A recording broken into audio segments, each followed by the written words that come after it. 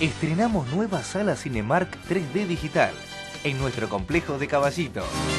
Sí, cada vez más cerca de tu casa podrás vivir el cine de una forma totalmente diferente a la que ya conocías. El mejor cine en 3D lo vivís en Cinemark. Una experiencia 3 veces más real. Arinfoplay, la nueva radio. www.arinfoplay.com.ar.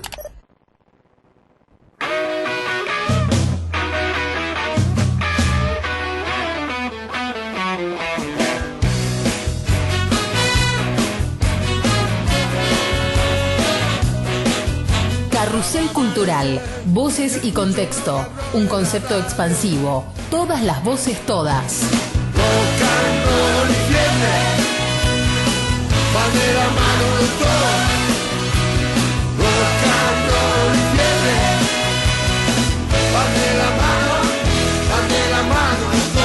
Pensamientos y temas que constituyen y construyen el país. Programa semanal sobre la actualidad. La cultura en el contexto nacional y mundial.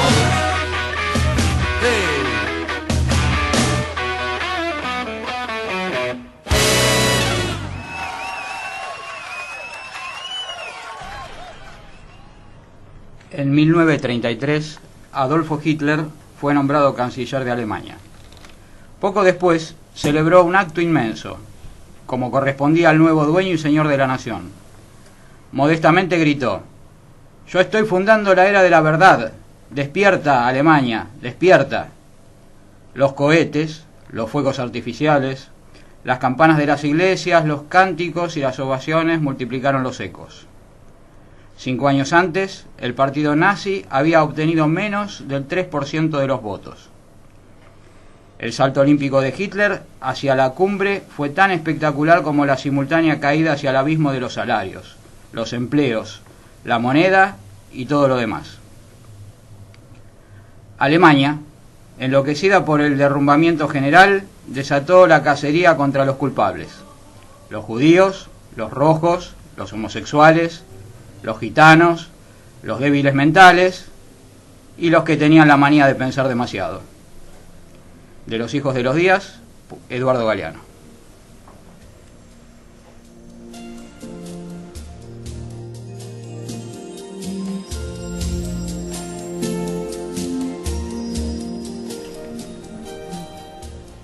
Buenas tardes, amigos, otra vez estamos acá en Arinfoplay, rodeado de cálidos amigos. ¿Qué tal, Fernando? ¿Cómo estás? Hola, Adriana, ¿cómo te va? Hoy Bien. tenemos una excelente visita que vas a develar en unos instantes, en unos ¿no? instantes. Vamos a dejar un poquito de suspenso flotando en el aire, en este aire de que está preanunciando la primavera. Decinos, Fernando, ¿cómo podríamos comunicarnos con cómo se pueden comunicar nuestros oyentes con nosotros? Bueno, hoy voy a empezar por el teléfono, que es 5219-1042, interno 203, el Facebook, Carrusel Cultural, el correo electrónico, carruselcultural.arinfoplay@gmail.com, y como siempre, para quienes quieran recomendar nuestra audición, no olviden de pasar por www.arinfoplay.com.ar, que allí encontrarán los podcasts de cada uno de nuestros programas. Bueno, le damos la bienvenida a un querido amigo, a un invitado muy especial que tenemos, que es Miguel Grimberg, que seguramente muchos o todos de ustedes conocen. Presentar a Miguel nos llevaría prácticamente todo el programa, ¿no? Por la larga, vasta y fructífera y lúcida trayectoria. Poeta, traductor, escritor, periodista, ecologista, un maestro. Está acá con nosotros y vamos a conversar un ratito después de este tema musical.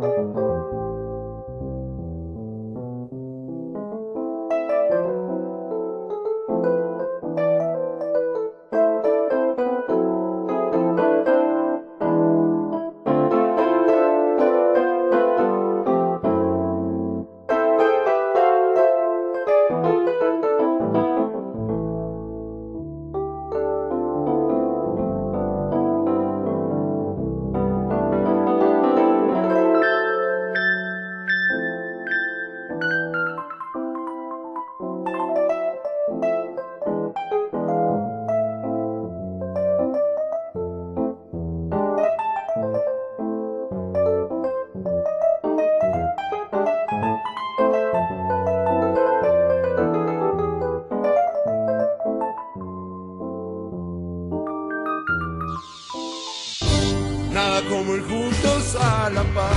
Haceres y decires de quienes no dejaron de ser y siguen haciendo. Pero no perdí. Es el héroe que hay en mí. Nada como ir juntos a la paz.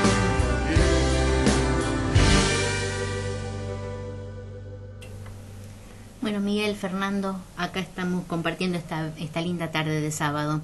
Y Miguel, ¿somos la gente que estábamos esperando? Como dice el título de uno de tus libros. Algunos somos la gente que estábamos esperando y otros son la gente que no quisiéramos encontrar. Hay una dualidad muy grande, sobre todo porque hay varios finales de función que no han sido tomados en cuenta por la multitud. El final del siglo XX y la agonía del mundo capitalista son realidades que algunos perciben y otros no lo hacen porque tienen puesto ahí su negocio o porque verdaderamente lo sienten que es una transformación demasiado grande y un declive ingobernable. Y yo pertenezco a lo que en una época se llamó la sociedad alternativa, es decir, los que encarnábamos las cosas que queríamos poner en el lugar de las cosas que no queríamos. Ahora, para eso tendría que recordar una cosa que me dijeron una vez o que leí en algún lugar, que se hablaba de la estupidización que hacía la televisión, y alguien respondió que para estupidizar la televisión necesita la complicidad del estupidizado. Y vivimos un poco ese mundo singular de contradicciones entre los que están esclarecidos y los que prefieren seguir en tinieblas, a lo cual una vez Federico Fellini, el director italiano de cine ya fallecido, lo definió de una manera patente y rotunda. Dijo que por cada uno que apunta hacia la luz hay 10.000 empujando hacia la oscuridad. Y el poder de seducción de la luz tiene que ser cada vez más grande, porque si no vamos a un destino de oscuridad. Es cierto. ¿Y ves que se está trabajando en ese sentido? ¿Cuál es tu perspectiva, tu percepción? Que siempre ha sido realmente, un docente, de alguna forma. Yo ¿no? tengo vida pública porque he tenido acceso a la radio. Actualmente estoy haciendo un programa de televisión en Barricada TV que se llama Inexitud. He escrito en prácticamente todos los diarios del país, en revistas líderes. He tenido cargos jerárquicos en la agencia de noticias Telam, en el antiguo diario La Opinión. Es decir, soy un comunicador social profesional y verdaderamente he vivido toda mi vida con un pie dentro y otro de fuera del sistema, Sí. En comunicación directa con muchas vanguardias de la poesía, de la ecología, de la religión. Uno de mis maestros fue el monje trapense Thomas Merton, Cierto. un monje ya fallecido también, Fallecido trágicamente y... en un accidente en Bangkok. Sí. Y tuve el privilegio de ser admitido en el monasterio y pasar una semana con un retiro espiritual, y eso marcó mi vida. Por eso es tan fuerte la espiritualidad en mí. Entonces, entre el pacifismo, el ecologismo, la poesía y la construcción de situaciones, es una carrera incesante. Es decir, Claro. he publicado revistas de cierta importancia, he estado involucrado en muchas cosas de avanzada, a veces en una tremenda soledad y a veces en una tremenda marejada de novedades, y eso es lo que va a seguir hasta el final de mis días, una idea fija, que es sembrar. Sembrar. En algún punto, escuchando la introducción que hacías con respecto a la luz y las sombras, no podía dejar de pintar en mi cerebro la alegoría de la caverna. ¿Seguimos estando inmersos en algo así? Yo creo que estamos en algo peor. Estamos en la descomposición del siglo XX, tal cual, con todas sus maravillas, pero cumplió su ciclo, y a 15 años de haber dado vuelta a la hoja del calendario y entrar en el siglo XXI, la gente mira en otra parte porque quisiera que siguieran muchos de sus negocios, y al mismo tiempo seguimos cometiendo los peores pecados del siglo XX, que no son pecados ideológicos, son pecados existenciales. En principio, perdimos contacto con el mundo natural.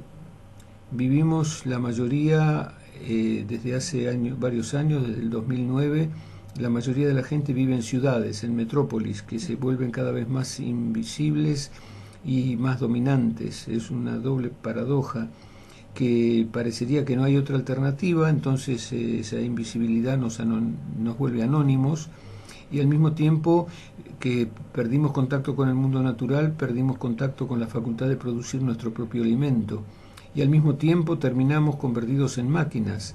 Hoy una de las industrias más provechosas que hay en la medicina es el trasplante de órganos. Entonces, si no te sirve el hígado, no te sirve el corazón, no importa, alguien se muere y te lo donan los deudos. Es una deshumanización siniestra, y es eso lo que hay que contrabalancear con caminos que lleven a la autonomía, a la plenitud, a la claridad, a la nitidez y a la solidaridad. Fundamental, porque hay un autismo fomentado con la telefonía celular hoy en día. Uno viaja en subte, viaja en colectivo, y la gente no conversa entre sí, la gente está teclando y conversando con alguien, pero por interpósita máquina, y eso no puede llevar a un final feliz. Claro, es la falacia de la comunicación, ¿no? Realmente es la incomunicación. Es una hipnosis colectiva, que lo llamamos así amablemente, pero es una nueva forma de totalitarismo, y estamos tratando de equilibrar la balanza con fuerzas dispares, pero hay cada vez gente que está dándose cuenta que le están robando la vida, que le están robando la inocencia, que le están robando el alma, y finalmente robándole el alma, claro. Claro, yo también coincido, por supuesto, con esta visión tuya, Miguel, coincido, y bueno, la padecemos, ¿no? Y a veces pienso que dentro de esta forma masiva, masificada, alienante, hay algo que es positivo. Hay tanta diversidad que es posible de alguna manera conservar algún espacio de esa lucidez implacable que era el subtítulo de tu Mutantia. Bueno, yo veo que hay muchos jóvenes que están tomando, que ya, bueno, que nos continúan con otros caminos alternativos, sabiendo por supuesto que quizás su sendero no va a ser masivo, popular, pero como vos decís, es sembrar la semilla, que hay otras formas de vivir, de producir, de consumir, de comunicarse, de amarse. Yo te voy a dar un ejemplo.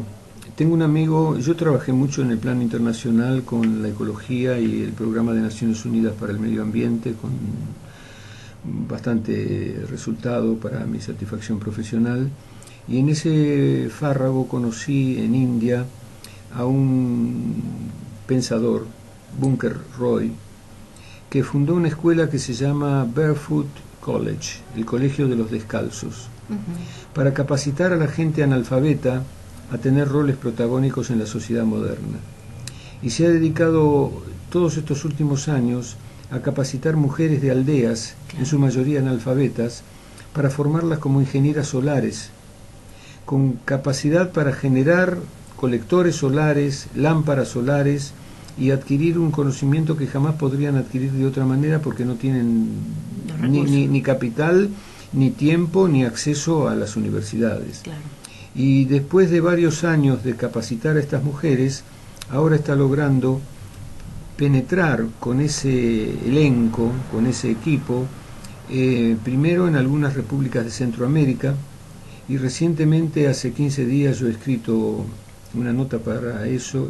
Yo escribo actualmente de nuevo en la agencia de noticias Telam, tengo una columna semanal, y he escrito sobre la Escuela de los Descalzos, y han firmado contrato con 14 repúblicas del Pacífico, 14 repúblicas isleñas, para que estas mujeres, que ya son 400, empiecen a diseminarse por el mundo para dar una herramienta de autonomía, que es la electricidad.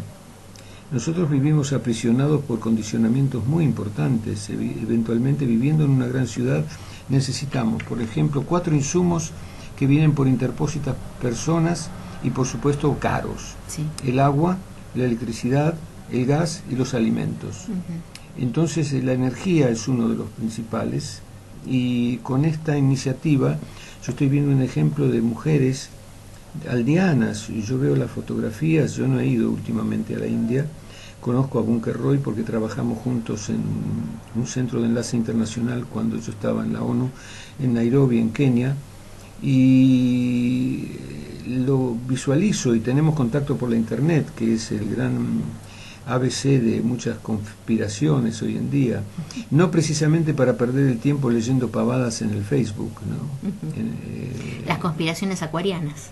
Conspiraciones acuarianas, pero de otro calibre, de un calibre fundacional. Esto que hablabas, discúlpame, del totalitarismo, ¿vos pensás que hay un corrimiento de lo que antes se ejecutaba desde los estados a una ejecución de este tipo de prácticas desde las corporaciones? Y las corporaciones terminan apoderándose de los principios nobles que guían a los visionarios y lo convierten en mercadería, y lo convierten en un talento inocuo al servicio de la preservación y repetición del tema fundamental, que es la preservación del sistema capitalista. Claro, la reproducción, ¿no? A través de otras vías.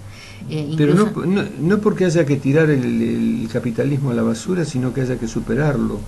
Claro. A lo largo de la historia siempre aparece una variante innovadora. Ha pasado con la religión, por eso el Islam está dividido, el cristianismo está dividido, el judaísmo está dividido, y siempre aparecen nuevos profetas, y yo tengo una familia de profetas en el planeta, y son mis amigos. Claro. Yo Te interrumpí, discúlpame. No, por favor, el que interrumpe soy yo, así que discúlpame vos, pero tengo algo que me ronda con respecto al tema ecológico, que bueno, es fundamental que lo tratemos, que es por qué se termina, o cómo se podría evitar, más bien es la pregunta, cómo se podría evitar que las modas se adueñen de algo tan importante como es el tratamiento del ser humano, del tema ecológico. Eso es una fatalidad inevitable. Por ejemplo, el rock, en una época de la cual yo soy parte, era perseguido, censurado, despreciado, degradado, acusado de ser música extranjerizante que no pertenecía a nuestra tradición y cosas por el estilo. Hoy el rock forma parte de la cultura nacional. ¿Y qué ocurre? Es aceptado y digerido y reprocesado. Por eso ahora todos los rockeros, yo incluidos, tenemos un diploma de personalidad destacada de la cultura de Buenos Aires. Que recibiste hace poco. Que lo recibí el año pasado. Hace un mes, parece que se hace día por medio ahora, una personalidad del rock es declarada también personalidad, Me tocó asistir a la de Nito Mestre y a la de Emilio del Guercio, y a la semana siguiente, durante 2 semanas, hubo una exposición sobre el expreso imaginario, que en una época era vista como subversiva, en el CCK, a donde participé en 2 mesas redondas. Siempre aparecen los emprendedores que logran convertir eso en mercadería. Claro, porque logran desactivar el contenido, el gen revolucionario, ¿no? Y lo convierten en moda. Y en mercancía. Y está pasando con la espiritualidad también. Sí. Yo hace más de 30 años que soy instructor de meditación budista tibetana, por estar formado en un centro de estudios que me tuvo como alumno en otra época, en Boulder, Colorado. Que después se convirtió en una universidad budista, Naropa, que ahora es reconocida como tal, pero que en la época era simplemente un instituto. Y yo vengo siendo instructor de meditación sin convertir eso en un espectáculo ni en un producto. Yo todas las semanas doy una clase de introducción gratuita en una fundación que me respalda, que me presta un salón. Y ¿podrías decir dónde es, Miguel? Sí, puedo decir dónde, y que está explicitada en un libro llamado Desarrollo Intuitivo o la dinámica del sexto sentido.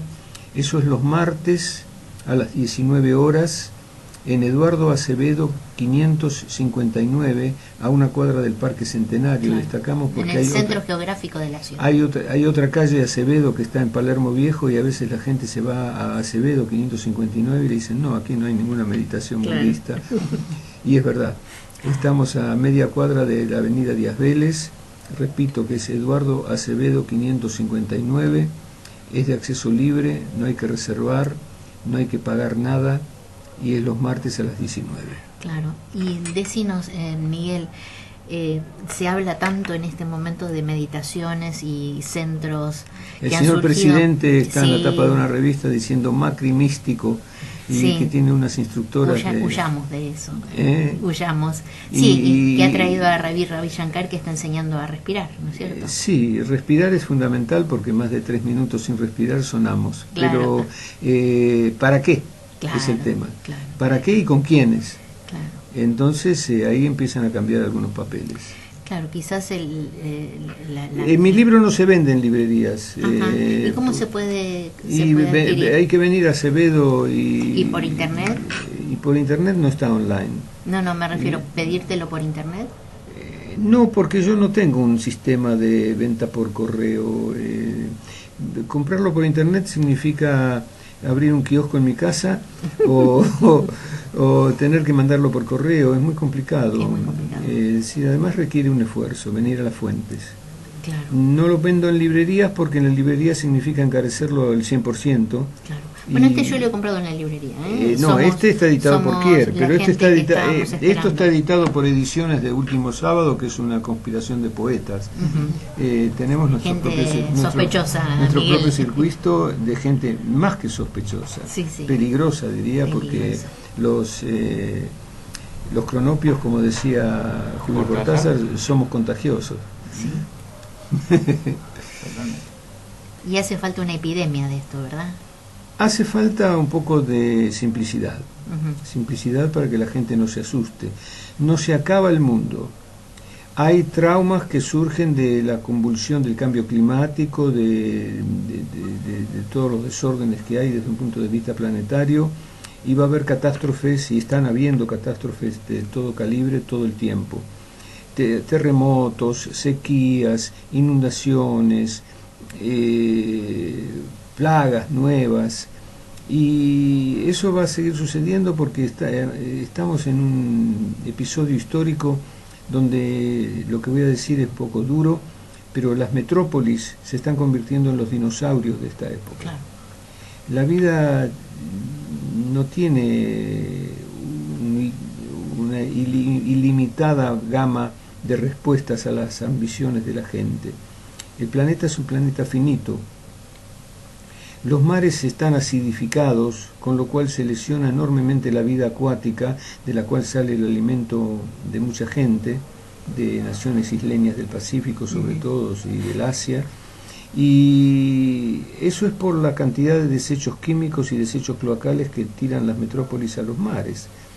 Y eso, si no se reprocesa y se vuelve inocuo, va a terminar convirtiendo en caca los océanos que nos rodean y estamos perdidos. Eso trae plagas, eso trae enfermedades, eso trae vulnerabilidad en la infancia y nuevas enfermedades. Lo estamos viendo en América Latina con los mosquitos que ahora traen virus que no estaban previstos y que también se desarrollan y están luchando por su supervivencia. Claro. Y desarrollan resistencia a los insecticidas. La Tierra es un organismo vivo y eso nos enseña como tal en las escuelas. Yo creo que es necesaria una revolución pedagógica, pero no como el proceso pedagógico que se hizo en la época de Alfonsín, que era lo mismo pero con otra etapa. Hay que volver a las raíces, y las raíces es que nos asumamos como ciudadanos del planeta Tierra y como criaturas en evolución que tienen que soltar lastre por un lado de malas costumbres y por un lado revivir y procesar y reproducir costumbres decentes de supervivencia, de lucidez y de amor. Ahora yo digo esto y ya están algunos emprendedores viendo cómo pueden convertir eso en un desodorante o en un par de calzoncillos. Es decir, no sé, es muy desigual la lucha. Pero no es cruel. Y sigue siendo mucha. Es necesario que sea mucha.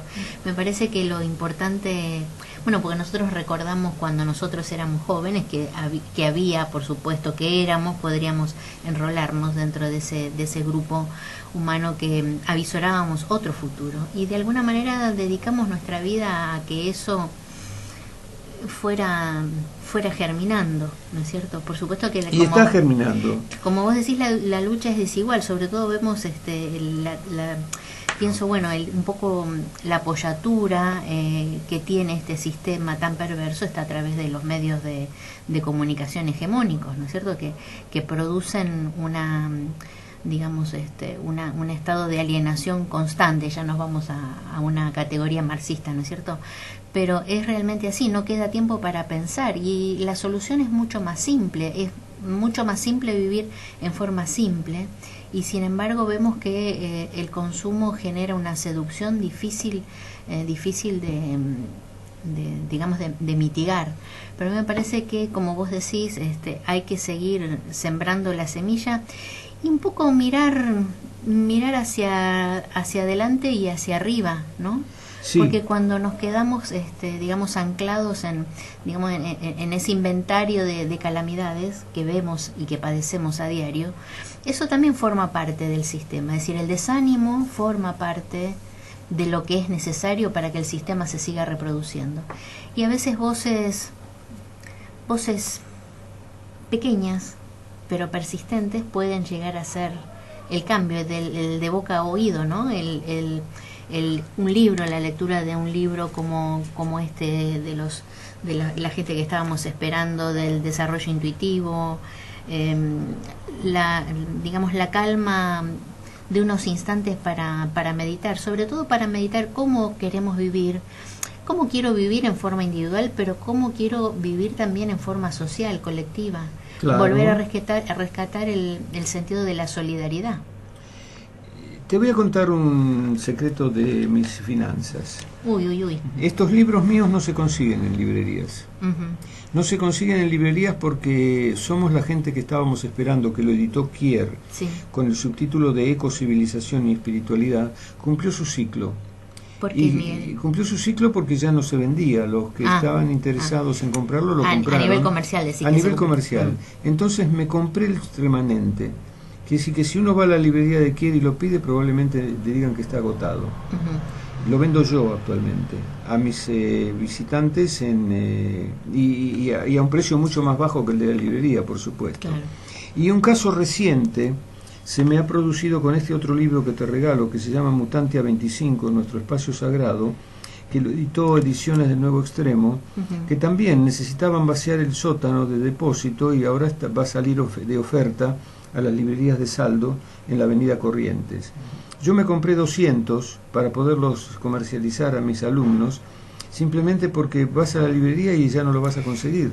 Y decime, es el destino un poco del pionero, del precursor, que sí, no tiene... y un poco el destino el destino de la comercialización de los libros actualmente, ¿eh? El destino del Star System. Claro. Buenos Aires, yo lo aprecio mucho porque lo conocí de Potrillo, a Claudio María Domínguez, y ahora están los afiches con su nuevo bestseller pululando por todo Buenos Aires y por los subterráneos, lo cual me parece bárbaro. Yo en una época cuestionaba esas cosas, pero no, hay gente que entra a la espiritualidad por puertas diferentes. Es cierto. No por las puertas intelectuales, exigentes y categorizadas como podría ser yo, sino por un diseminador de información popular, que me parece bárbaro que suceda. Y cuando yo vivía en Brasil, un día cuestioné a Paulo Coelho, y que se vende en los supermercados. Sí, acá también. Y me corrigieron los brasileños, me dijeron, mira, a Paulo Coelho lo lee gente que jamás va a comprar un libro tuyo porque piensan que es difícil, claro, y pertenece a otra latitud. Pero van a descubrir la espiritualidad a partir de Paulo Coelho. Y me parece correcto, porque basta que entren por la puerta que puedan, para descubrir otro planeta, que es el planeta de la ecocivilización espiritual, que es la que tenemos que construir para no sucumbir como especie. Ahora no se trata de sucumbir como grupo, o como vanguardia, o como país. Como especie, está en peligro nuestra supervivencia como especie, y esto no me canso de repetirlo, y tenemos que asumir los poderes que tenemos naturalmente, que requieren una expansión de la conciencia, que no es una idea intelectual, no es una pastilla que podés comprar en la farmacia o en la dietética, ni es un ejercicio físico que te va a iluminar y vas a ser santo y vas a caminar sobre las aguas. No, es un trabajo permanente desde el primer suspiro hasta el último suspiro, y no para conquistar poder, gloria y dinero, sino para realmente ser parte de un proceso evolutivo, para un salto cuantitativo que vamos a tener como especie, y que exige que soltemos todo el lastre de insuficiencia y de resentimiento. Y eso no se hace en una generación. Es cierto. Eso va a llevar tiempo, pero en cada época hay en la historia grupos de masa crítica, claro, que detonan esas transformaciones. Y estamos viviendo eso.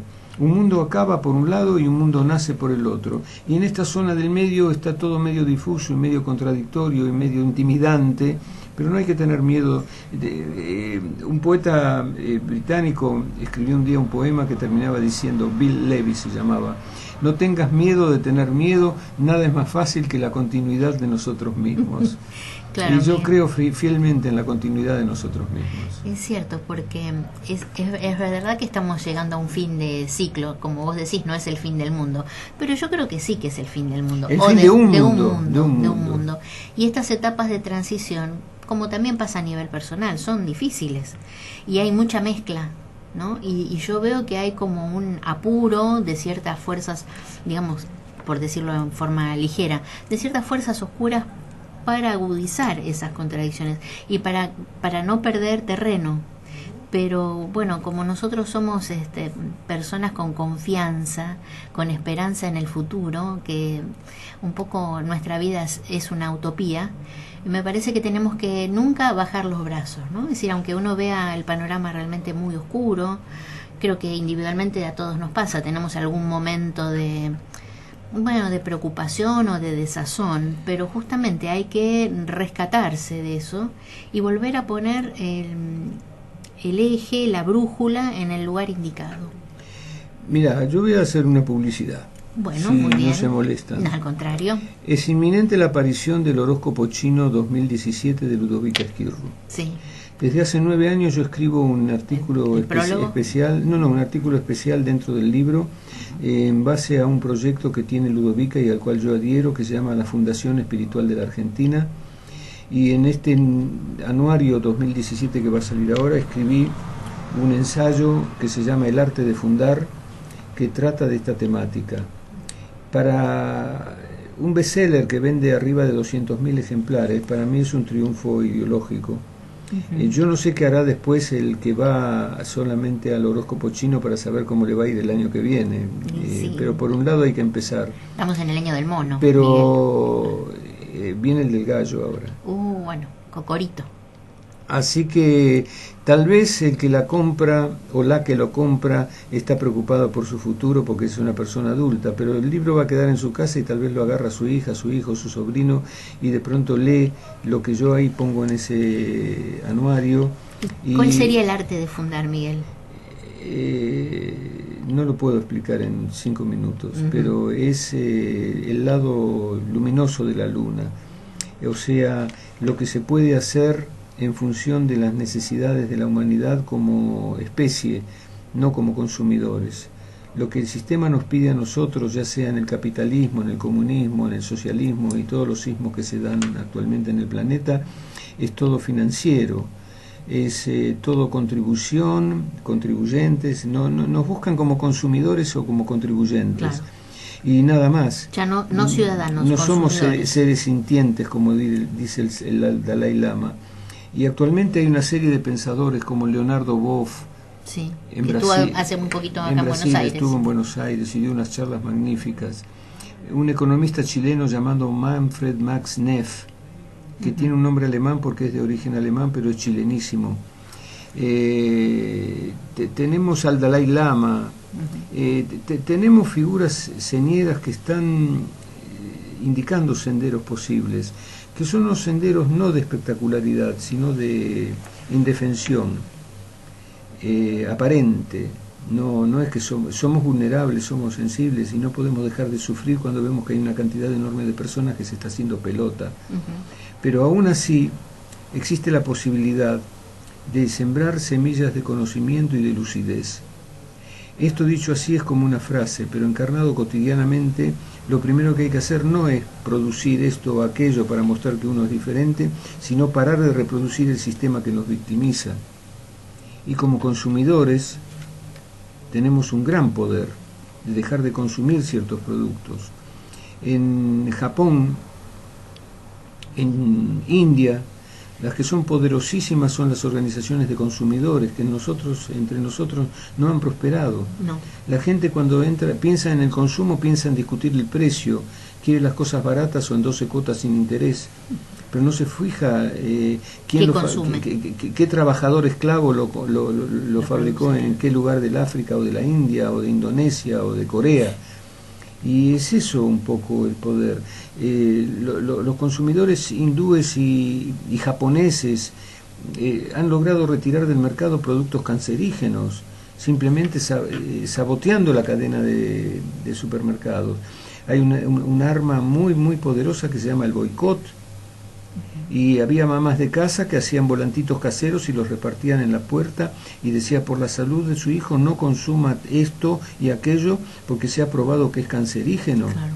Es una militancia cuerpo a cuerpo, en la base de la sociedad, no a salir a producir carteles, campañas de televisión y recursos carísimos de solventar, sino el simple papelito que se hace con una fotocopiadora, 10 copias por un tamaño oficio se pueden hacer en fotocopias, y empezar a diseminar la información que las organizaciones ecologistas ponen al alcance de la gente por internet, y la gente cree que poniendo en la tecla me gusta ya están logrando la revolución. No están haciendo nada más que descargar en otros la responsabilidad. Claro, pienso que como una síntesis de esto que decís, Miguel, el cambio es realmente el hacer, el cambio es cambiarse.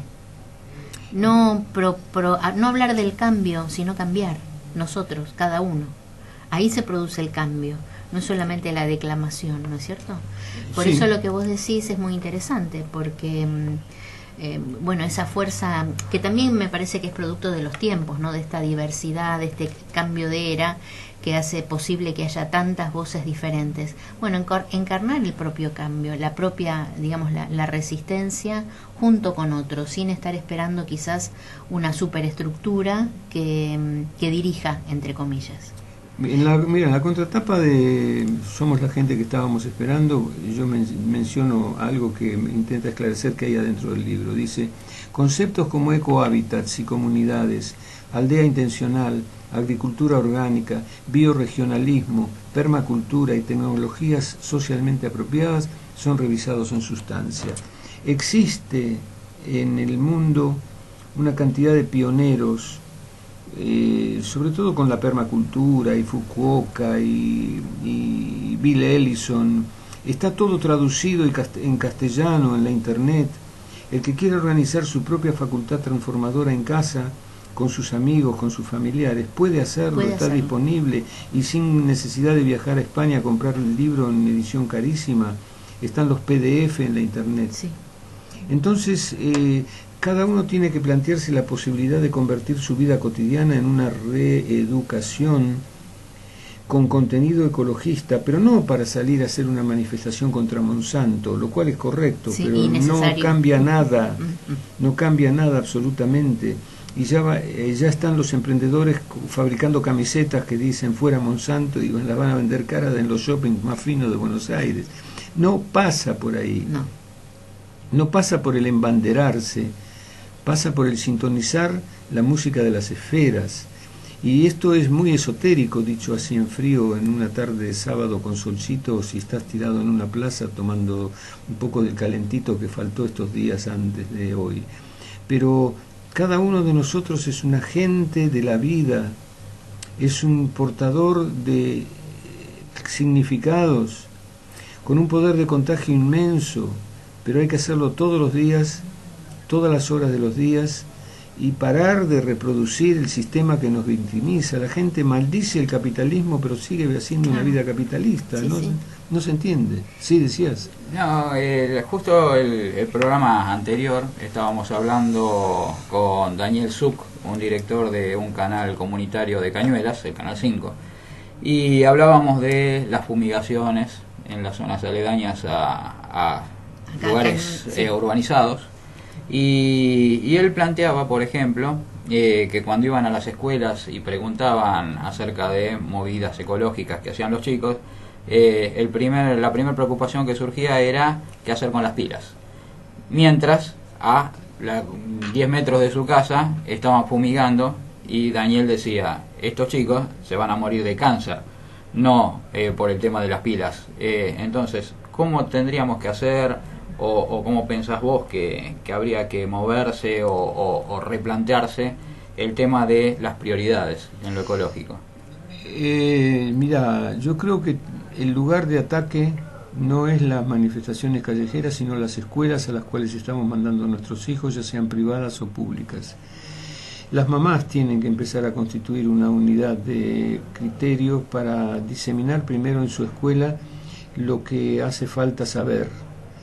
Yo soy padrino de una escuela que se creó, existe todavía en el barrio de Chacarita, que se llama Escuela del Siglo Nuevo, en Olleros 3855, donde se enseña, además del plan estructurado nacional, se enseña conciencia planetaria, se enseña ecología, se enseña espiritualidad, se enseña responsabilidad. Y ya se han formado varias generaciones de personas, de chicos que están diseminados por el mundo con este nuevo espíritu. Y ese es el trabajo hormiga que tenemos que hacer. Y creo que el punto de abordaje es la escuela. Hay que revisar y hay que forzar a las autoridades, eso sí, a que paren de crear escuelas donde solo salen de ahí consumidores y contribuyentes. Eso es un grito de batalla que yo repito permanentemente, porque con esa formación no hay futuro. Y como bien has dicho, el tema no es las pilas, el tema es el uso de los herbicidas sintéticos. Yo he comprobado en un lugar al que concurro habitualmente, que es la Estación de los Deseos, que es un centro cultural en un galpón de Caballito, cerca de donde van a construir ahora un shopping. Y hemos visto que alrededor del ferrocarril, que está a un paso del ferrocarril Sarmiento, está todo el pasto quemado. Quiere decir que lo han rociado en un lugar de acceso público con glifosato, porque es una manera rápida de secar las hierbas. Entonces ya no tienen que mandar a alguien con una máquina de cortar césped, o de pasto, o de cortar yuyos, sino que simplemente hacen rociado. Y ahí hay circulación en un centro cultural, y eso lo están haciendo en todos los lados del ferrocarril Sarmiento, en todas las estaciones. Entonces, literalmente no se trata de estar viviendo en el campo. Igual yo no me preocupo porque no estamos plantando nada. No me toca. La avioneta que fumiga no pasa por arriba. No hace falta. Pasa el rociador por los lugares donde vos cruzás la vía con tus hijos. Estamos en un mundo de asesinos y esa conciencia hay que diseminarla. Y la vida necesita cómplices. Y cómplices es respirar juntos, no es salir a maldecir a los criminales, que hay que exponerlos, pero educando a tus contemporáneos. Y yo creo que la escuela es el lugar más adecuado, porque a la escuela confías todos los días tu nene desde los 6 años o desde los 3 años para que lo conviertan en un ciudadano. ¿Y un ciudadano qué? Una víctima consumidora de fármacos o de operaciones quirúrgicas y de trasplantes. Me parece que no tenemos hijos con esa finalidad.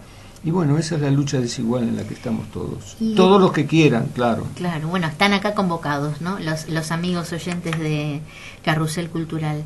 Y decinos, Miguel, ¿cuáles son tus últimos trabajos? ¿Quién sintonizó esto recién y no sabe con quién estamos hablando? Estamos hablando con Miguel Grimberg. Está hablando Miguel. Que soy yo. Sí. Decinos, ¿cuáles son tus últimos libros? Mis libros últimos son libros rockeros que salieron el año pasado. Uno se llama Spinetta, una vida hermosa, sí, donde cuento instancias de la parte de la vida de Luis y mía que coincidieron en especial en los tiempos de Pescado Rabioso y del Manifiesto Artaud y de la contracultura.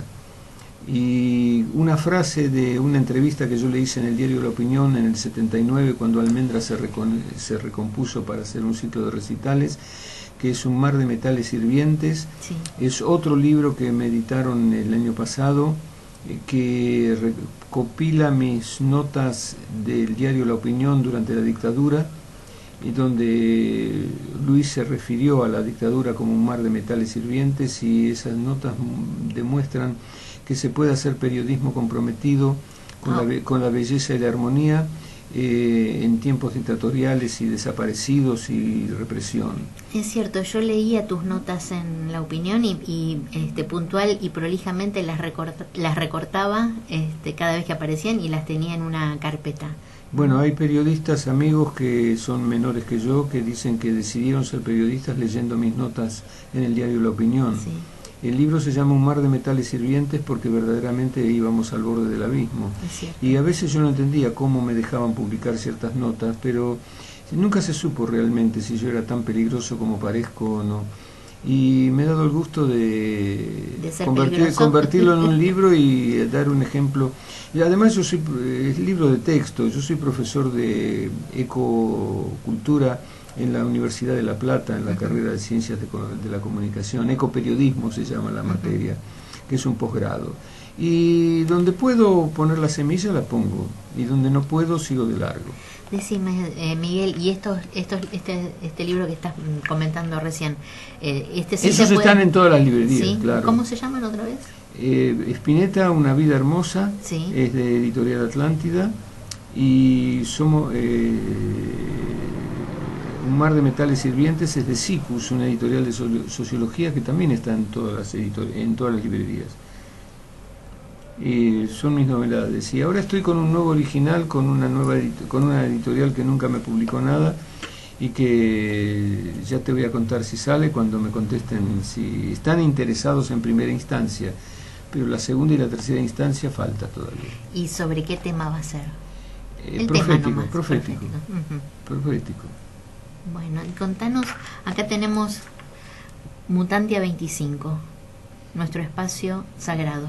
Tenemos acá un libro hermoso sobre nuestra mesa. Contanos un poquito sobre qué trata. Mutantia fue una revista que yo saqué entre 1980 y 1987, sí, y dentro de ese perímetro de 7 años tuvimos una experiencia grupal que se llamó Multiversidad de Buenos Aires, que fue una escuela de libertad.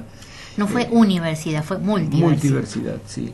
No daba diplomas, no estaba reconocida por nadie. Nos visitaban siempre agentes de la policía disfrazados de hippies para preguntarnos quiénes nos financiaban. Y paró en el número 24 ya en plena democracia.